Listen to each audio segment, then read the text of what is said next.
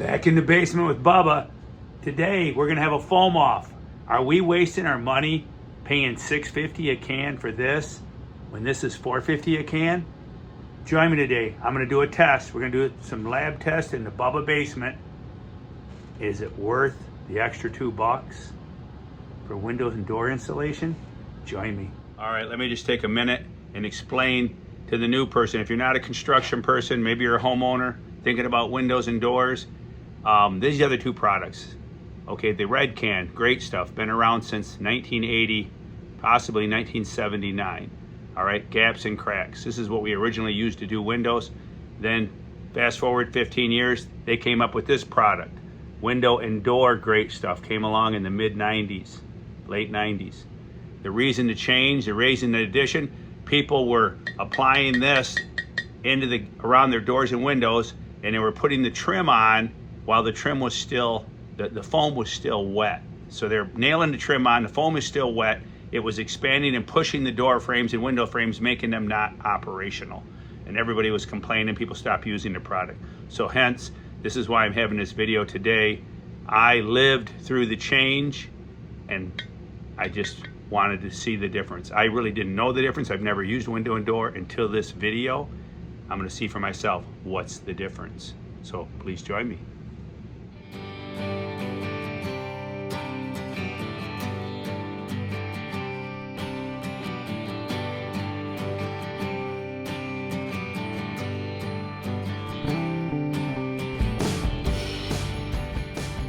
Also examine both foams and see, is this overkill? Is this overkill? Which is the better product for that use? Join me.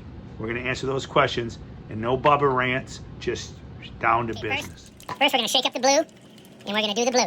We'll do a few samples of that. Here we go.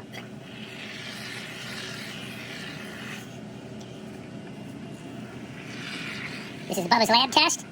Blue, blue, you got the flu. And we'll go over here. I have another one, I'm gonna do blue over here. We're gonna see if this can move this box. Does the foam really move a box, does it? Okay. Blue on this side.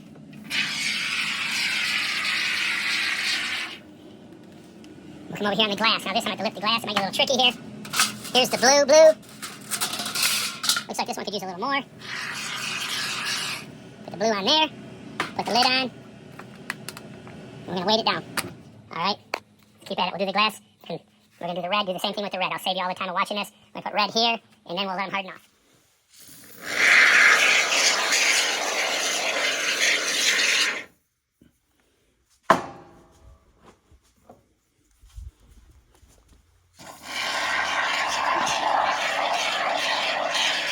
We're gonna compare apple for apple.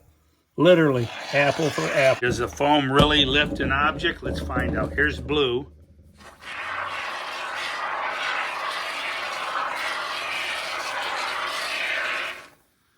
Okay, there's blue. Blue, you got the flu. We'll set that down in there. Okay, let's do the red. Let's see which one has the... All right, here we are. Back in the basement 14 hours later. Let's check out the samples. I made several samples here. Hey, the whole point of this video is just testing the two products side by side to make sure I'm making a knowledgeable decision. I know what I've done for the last 45 years installing doors and windows. I've installed hundreds and hundreds of doors, but hey, let's cut to the chase, get down to the facts. What are the difference between the two products? All right, we got the blue can. This is the blue can, and we got the red can. Is it worth the extra money? What's gonna make a better job? Let's get into that right now. Right to the job.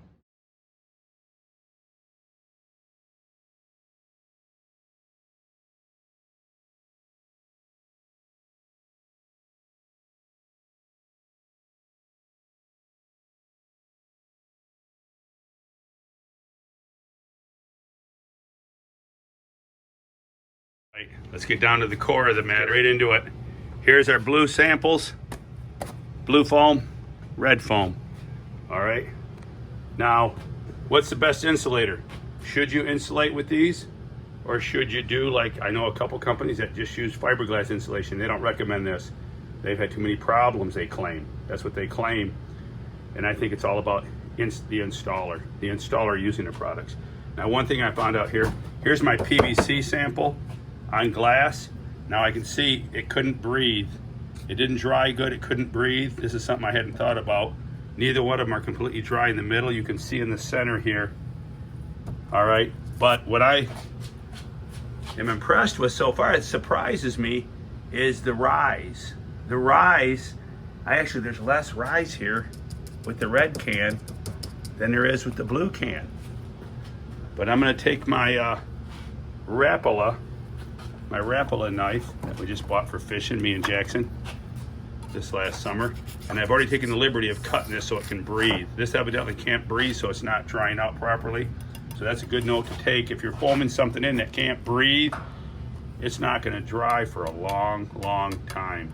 It has to be able to breathe. That's one good thing to know that I've learned. Another thing I learned now is I'm thinking is in durability. I not only want to insulate my door, I like the idea of maybe it being stronger. Okay, here's my samples with the aluminum pan. I made aluminum pan samples. Let's see what happens here. Okay, see, it can't breathe. Where it can't breathe, it's not drying. So that's good to know. All right, I wasn't sure what that pie plate demonstration would do. Let's see if the red did the same thing. I believe the red's doing the same thing. Yes, it's not dry, it can't breathe. It needs to be one surface, at least one surface should be breathable. There's a good note to make. All right, we're gonna set this aside because if you get this on you, this will go black and ugly. So we're gonna set this off to the side. That part of our demonstration. So I'm surprised. Here is the blue foam on vinyl. This is vinyl, this is wood. Doing a little better than probably a 3/4 inch bead, which can be typical around a door. This doesn't appear to have moved it. Same with the cardboard box, both breathable surfaces. And then here's the red can. The lighter color, of course, is the red can. Now here, is it pushing it out? I don't see any significant. Now this was unsecured plastic. Now you got a little bow here, but it's unsecured. This is unsecured items. So yes, you can see there is a little less push from the blue. But what I like I'm looking at is strength. I like the idea of my door being installed, even though you want to use 3 screws on your hinge. On your upper 2 hinges should have a long screw through the hinge into the stud. I also put 3 screws along the jamb side. So I'm getting screwed to my stud with the door. But I like the strength. What's the strength difference? It's hammer time, baby, hammer time. All right.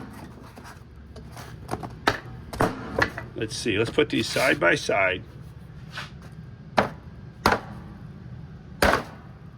Okay, I'm definitely,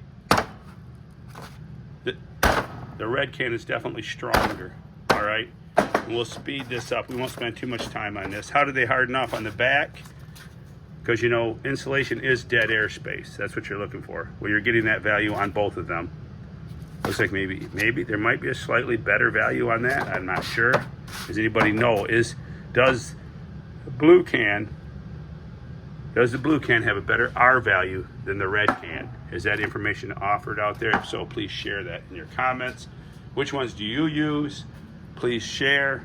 If you're an installer, if you're a homeowner, which one would you want used in your house? That's what I'm trying to conquer today. Now here's a board. This is actually an interior door jamb that I've just mounted to the wall. Here is the red can. Here is the blue can. I cannot rip this off the wall. That's what I'm looking for. I want this kind of strength. So even if my fasteners fail, I've got this strength. I had one guy tell me, I don't want foam holding my door in. I'm like, why not? Why not? Why would you want fiberglass, loose fiberglass that adds no strength to your door when you can have this? I can't rip this off the wall if I wanted to. I cannot rip it. So, let's see. Take my jam saw here, and we'll cut it off the wall. That's the kind of strength I want on my door. Right there is what I want on my door. Now can we rip it off? Let's see, I bet you we can now. There we go. And it stayed bonded to the concrete better than it did. All right, I like that. I like that. So looking at this, see, the yellow is pretty soft, much stronger. It's soft, it's spongy, kind of what I thought. And I like it also, you're thinking about water. This is sealing up inside your wall. It's keeping water and air out. It's bonding. Water and air is not going to get through either one of them. All right, there's a nice comparison. I did the cardboard box test. Would it push the cardboard box? It's an unsecured box. I just put this on here for weight. Is it going to push that box away from the wall? It really didn't appear to move it away. Either side. And I put a lot less of the blue can on there, but still, I was kind of looking for the red can to push this cardboard box. It did not. Let's see if we can rip it. The cardboard box is probably going to rip away. But this is quite a strong hold. Ugh. All right. And it's still a little sticky in there. So still after 14 hours in a 65-degree basement, she's still a little sticky in there. But the blue can, yeah, even the blue can's a little sticky. So that test there still showing me, even with a breathable surface, it's slow to dry. So in the wintertime, installing your doors in the wintertime, you're gonna have to hit the longer dry time. That's the problem. The problem with this, which I told you in the beginning I would discuss, is installers, production installers, they, well, we'll sum this up in a nutshell. I think we pretty much made the point here.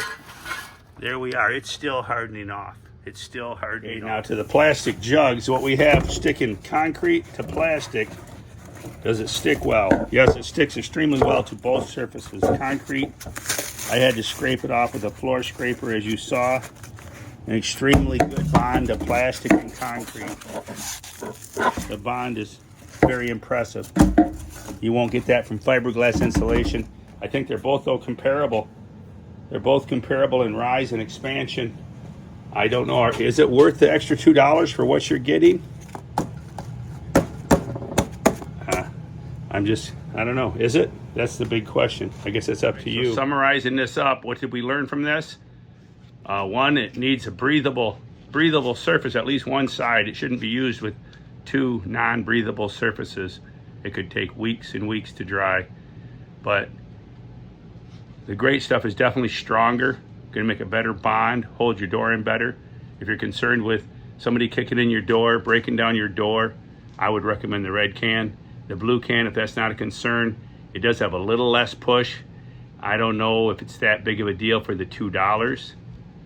Does the red stuff even go farther? It may go a little farther. You get a little more expansion, you can use less. Recommendations, when using this, only fill 50% of the void. Don't fill the entire void. The problem, one of the big problems with this is the installers, production installers, your big window companies, they don't have time to let this stuff harden off. So if they're gonna do it, they're gonna shoot the void half full and walk away. So the blue would be, safer. For me, an installer that's not in a hurry, is more quality minded, I have time to let it harden off. So I prefer the red.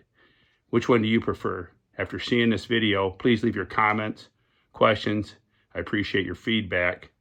But for the homeowner, I'm still, after 45 years of installing hundreds and hundreds of doors and windows, I'm gonna stick with the red can.